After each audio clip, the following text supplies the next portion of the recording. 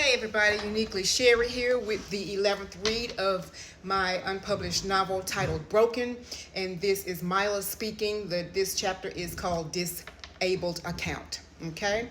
And this is Synopsis 11. I'm at a loss here. This is Mila speaking. I'm at a loss here. I couldn't access my bank account. I had been away from Neil a week and had not heard from him since he left from the 3 days we spent together. He had not responded to my calls or text messages. I called the airline to make sure there were no aircraft issues or crashes. They wouldn't respond to me because I wasn't the first point of contact for emergencies or next of kin. As a matter of fact, the emergency manager thought I was his wife. How could I be his wife and he's not married? Today I was not in a good place. My account had been blocked for back taxes. The government placed a bank lien on my checking account. They said I owed $10,000 in back taxes from 4 years ago. I didn't have that kind of money lying around. I don't even remember 4 years ago. That's why I reached out to Neil to borrow a few $1,000s until the bank straightens out this mix-up. Could have been that politician Negro I dated. He was into all types of fraudulent shit. He could be using my account as some type of payback for not supporting his criminal activity when we were a couple. He was a total jerk, deceiving the people who voted for him in office. I did good as a single woman. He didn't prefer my independence.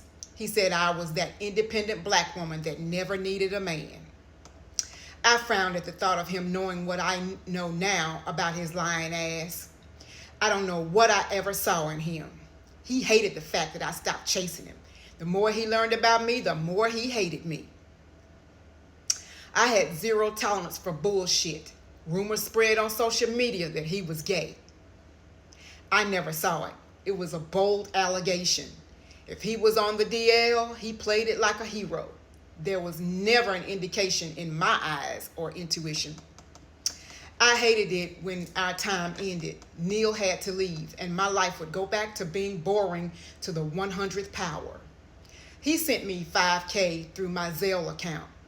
It was enough to get by, but not enough to pay off this damn IRS. I never told him the full amount I needed to catch up on the IRS debt. He sent the $5,000 from the kindness of his heart. I accepted it, of course, wishing it was the full amount. I'd have to get a loan or ask Gina for the balance of the money. I didn't want my wages garnished. That would be totally embarrassing. It would be all over the workplace that I didn't pay my bills. Neil had the money. He brought more to the table than I ever could. For me, it wasn't about what he could do financially. Neil had a big heart. I couldn't believe he was single. I felt proud to be an integral part of his life, even when we didn't see each other as much as I would like to have.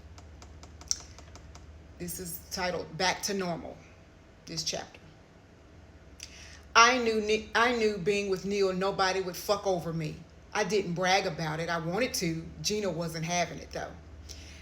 She didn't like him because he was too unavailable. She was suspicious of him. I told her he was a pilot and didn't live this regular work life as most men. I was focused on him and only him.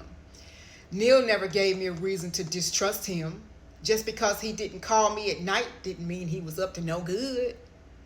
But Gina hated that. She picked apart our entire relationship from the beginning. He passed the 90-day rule. Gina said he only passed it because he was not around for weeks and months at a time.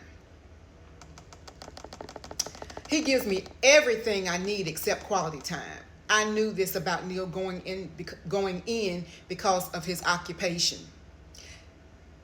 That's my 4 minutes, but I'm going to continue really quickly here. Neil warned me about complaining. He said I had one more time and he would be gone for good. Instead of feeding him the same gripe, I praised him and his efforts for coming when he did. Everything in my life had returned to normal. It's been a month since I seen Neil. The calls were getting fewer and fewer. Text messages were down to once a week. Sadness set in, and suddenly he texts to tell me that he Zelle me some money, some extra money to get a massage hair and go to a manicure and get me a pedicure. Neil kept me up. He told me he loved his lady being on point. I called Gina to go with me. She did. I thought she would decline, but she accepted it. I paid for her services too. Neil gave me plenty of money in case I wanted to splurge on additional excursions. I was sure this was how I wanted to play this. He ain't done nothing wrong. It's speculation only.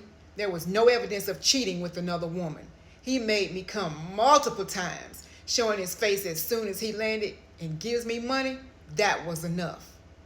I'd become insecure, and Neil said that he noticed it. And Gina said it wasn't attractive.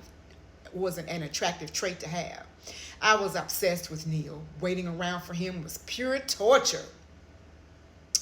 What does this say about me? It says I am patient, loving, kind, caring, and a woman that's simply in love. Gina hurried up to tell me off when I went back to normal. When Neil wasn't around, I had become this introverted woman who was no fun to be around. I was like a robot waiting to be wound up. She said, I'm going to pray for you. I told her, I don't need your prayer. I need my man. We laughed, and Gina shook her head at me as if it was pathetic. I'm going to stop there. I'm author Sherrie. Be sure to read my book, For Love or Money. It's on Amazon bookstore and Kindle, and it is also a film on Folsom TV, and it's also on Amazon Prime Video. All right? Love you like a play cousin. Until next video.